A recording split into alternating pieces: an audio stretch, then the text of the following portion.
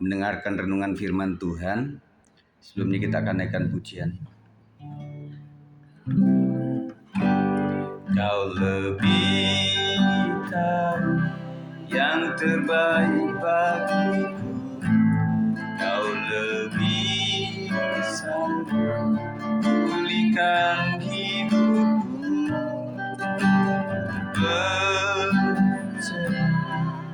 Ku percaya hanya Yesus menolong yang setia.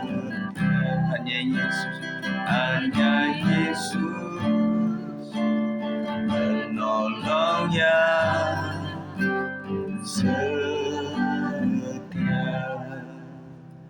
Mari kita berdoa. Terima kasih Tuhan, kami percaya bahwa Engkaulah penolong yang setia. Kami tidak bisa dan tidak boleh mengandalkan manusia dan kekuatan kami sendiri, karena itu merupakan hal yang bersalah di mata Tuhan. Dan Engkaulah penolong yang sejati. Kami rindu Tuhan pada malam hari ini diberkati melalui renungan firman Tuhan.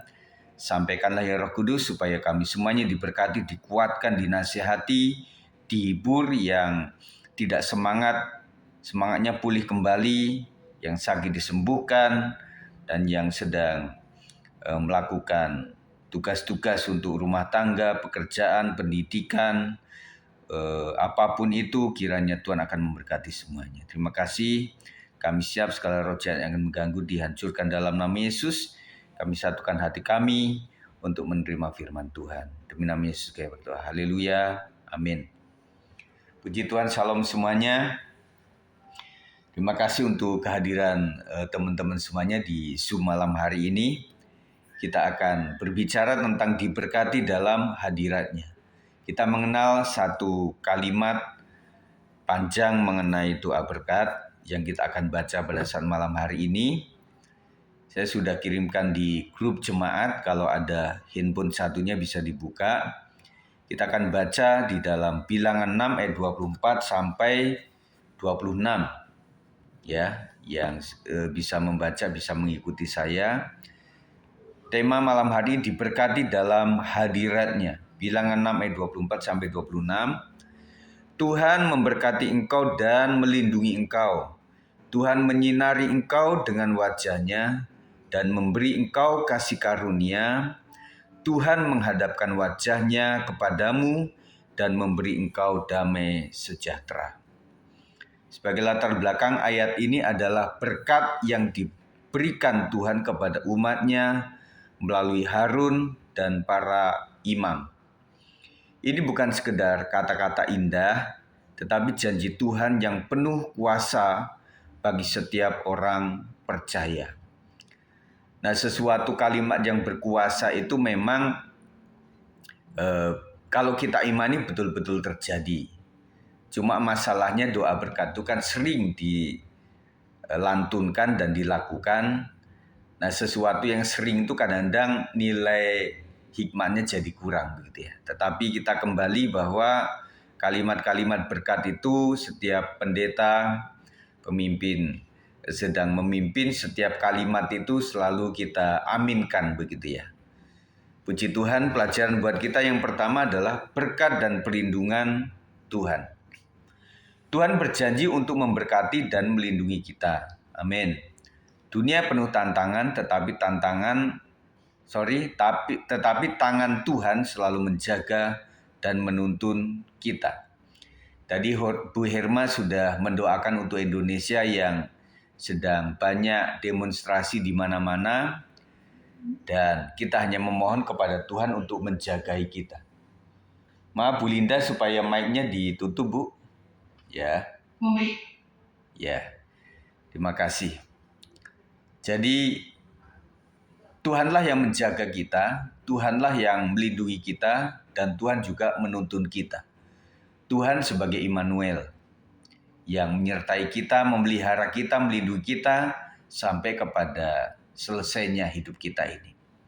Kita percaya bahwa Immanuel yang menyertai kita. Kemarin kita sudah belajar tentang Bapa yang memilih kita sebelum dunia dijadikan. Kemudian Yesus yang berkorban untuk kita. dan kemudian Roh Kudus yang memeteraikan kita ini menjadi ahli waris kerajaan surga. Yang kedua, kasih karunia dan penyertaan Tuhan. Wajah Tuhan yang bersinar atas kita melambangkan kasih dan penyertaannya. Kita belajar dari Alkitab bahwa ketika perjanjian lama tidak satu pun manusia yang sanggup untuk melihat cemerlangnya, kudusnya Allah itu. Ya, makanya Allah itu sering memberikan ekspresinya melalui kalau Musa melalui semak yang terbakar, dan begitu adalah tanda kehadiran Tuhan. Di zaman Israel di padang gurun, Tuhan menunjukkan dirinya melalui tiang awan dan tiang api. Nah, pada dasarnya karena manusia begitu berdosa tidak sanggup untuk melihat kemuliaan Tuhan. Jadi wajah Tuhan yang bersinar atas kita melambangkan kasih dan penyertaannya. Puji Tuhan ketika Yesus sudah mati di kayu salib, maka sinar kemuliaan Tuhan itu merupakan kasih dan penyertaannya yang luar biasa. Dia memberi kita anugerah meskipun kita tidak layak. Kemarin kita belajar tentang anugerah yang seharusnya kita tidak miliki tetapi kita miliki. Yang seharusnya kita tidak bisa diampuni tetapi karena anugerah Tuhan kita bisa diampuni. Yang seharusnya kita tidak bisa lagi menjadi ahli waris kerajaan surga, tetapi karena kasih karunia dan anugerah Tuhan, maka kita mendapatkan kembali hak menjadi ahli waris kerajaan surga. Yang terakhir, yang ketiga, damai sejahtera yang melampaui segala akal.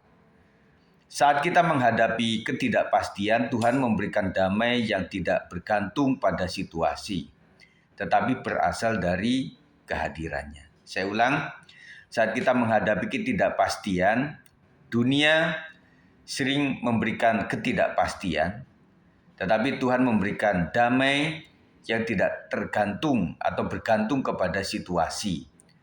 Bahkan situasi itu menunjukkan kehadiran Tuhan. Saya jelaskan ulang teman-teman sekalian, pada saat kita menghadapi sesuatu yang mustahil, sesuatu yang kita mengalami penderitaan, justru saat seperti itulah kita bisa merasakan Tuhan yang baik. Amin ya. Jadi waktu kita menghadapi sakit, baru kita merasakan bagaimana tuntunan Tuhan luar biasa atas hidup kita. Pada saat kita mencari pengobatan, kita antri di rumah sakit atau di klinik, dan bagaimana sedikit saja kita mendapatkan antrian yang di-cancel oleh orang karena dia tidak hadir atau tidak sempat ada di situ, kita sudah bersyukur, puji Tuhan. Akhirnya dari nomor 52 itu, akhirnya karena 53 nggak ada, 54 nggak ada, makanya saya nomor 55 dari 52 menuju ke 55. Nah saudara sekalian, kalau orang tidak mengalami kesusahan seperti itu, bagaimana dia bisa mengucap syukur gitu loh.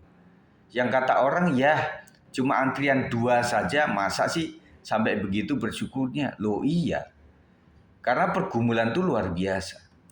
Dan saya gambarkan ketika seseorang makan dengan nasi kecap, itu kalau dalam keadaan perut yang sudah kenyang itu nggak enak dan membuat kita tidak menikmati apa-apa. Tetapi bayangkan ketika seseorang sehabis mencangkul, sehabis dia bulu tangkis, sehabis dia itu lari gitu ya. Dan ketika dia cuma menemukan singkong rebus 1 saja, itu nikmatnya minta ampun. Jadi saudara sekalian, saya menghimbau kepada setiap kita supaya kita belajar menikmati berkat Tuhan. Amin. Jadi justru ketika kita menghadapi kesulitan itu, media di mana Tuhan akan melaksanakan mujizatnya. Tetap bersyukur saja. Dan paling tidak kalau kita sudah sangat-sangat lelah hidup ini, ingat kembali kepada Ayub. Ayub itu orang yang sangat saleh. Dan dia harus menghadapi seperti itu. Kita tidak sesaleh Ayub. Dan kita menghadapi juga tidak seberat Ayub. Tetapi kadang-kadang ucapan syukur kita memang masih kurang. Dan kita ingat saudara sekalian, kalau kita ingin sukses, lihatlah orang-orang yang ada di atas. Tetapi kalau kita ingin bersyukur, lihatlah orang-orang yang ada di bawah kita. Suatu saat saya katakan kepada BBI waktu itu, ibu-ibu sekalian, kita bersyukurlah. Meskipun kita punya rumah bocor-bocor, kenapa bersyukur? Karena ada teman-teman kita yang atapnya itu kebawa oleh angin puting beliung, yang sampai perabotannya itu nggak bisa terpakai lagi oleh karena banjir, sampai setengah rumahnya, dan kita hanya bocor. Makanya kita tetap bersyukur kepada Tuhan dan tetap mendoakan mereka-mereka itu. Dalam pertemuan doa malam ini, marilah kita mengingat bahwa Tuhan sendiri yang memberkati, melindungi, menyertai, dan memberi damai. Kita ingat setelah doa ini bahwa Tuhan itu yang memberkati kita, Tuhan yang melindungi kita hampir-hampir kecelakaan, hampir-hampir maut menjemput kita, tetapi Tuhan melindungi kita, dan juga penyertaan Tuhan terhadap kita, pendidikan kita, anak-anak kita maksud saya, dan kemudian keluarga besar kita, dan juga Tuhan memberikan damai. Dan sekarang ini memang yang paling dicari oleh orang-orang itu adalah damai. Ya, kita mencari damai kemana? Tetapi kita sudah mempunyai damai yang sejati dalam hati kita. Serahkan segala kekhawatiran kepadanya dan terimalah berkatnya dengan hati yang percaya. Kita punya iman saudara sekalian. Jadi tengah kekhawatiran itu yang membuat kita tetap semangat adalah iman kepada Tuhan. Jangan pernah khawatir. Karena khawatir itu melemahkan kita. Tetapi iman yang memberikan kekuatan kepada kita. Dan akhirnya isi doa kita, terima kasih atas berkat, perlindungan, dan damai sejahtera Tuhan. Kita memohon, kita serahkan hidup kita di dalam tangan Tuhan, dan kita percaya bahwa Tuhan yang menyertai kita.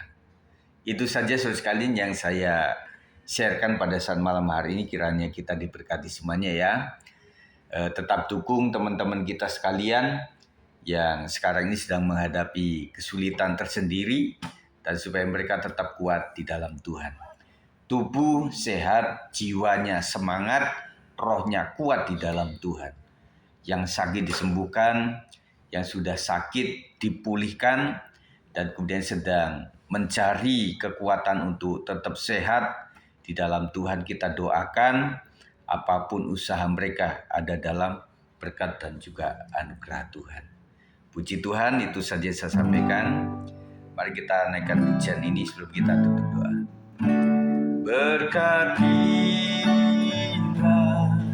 kami, berkatilah kami, di dalam nama Bapa, Putra, Roh Kudus. Berkatilah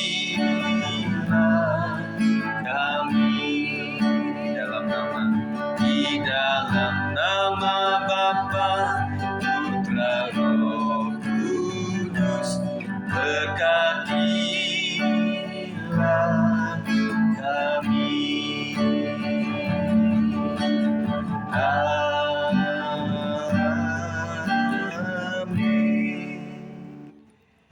Mari kita angkat tangan di hadapan Tuhan.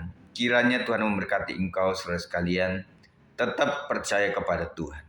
Dan kiranya malam hari ini engkau bisa tidur dengan nyenyak, dengan baik.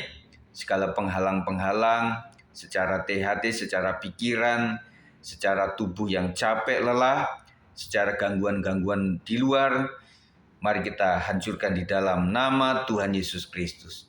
Kiranya berkat di dalam nama Bapa, Anak, dan Roh Kudus, di dalam nama Tuhan Yesus Kristus memberkati kita hari ini, malam hari sampai Tuhan datang 2 kali. Yang percaya katakan, amin. Puji Tuhan.